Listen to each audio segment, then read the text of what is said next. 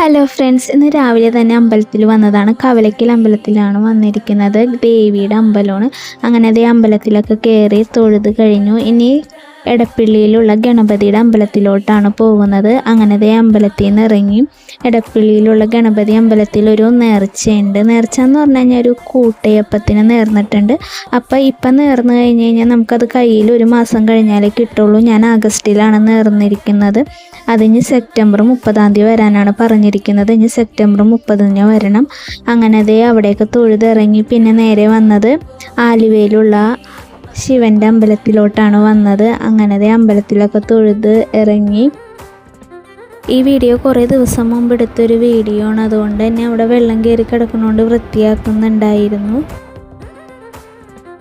അപ്പോൾ ഇന്നത്തെ വീഡിയോ ഇത്രേ ഉള്ളൂ. നമുക്കിനി അടുത്ത വീഡിയോയിൽ കാണാം. ബായ്.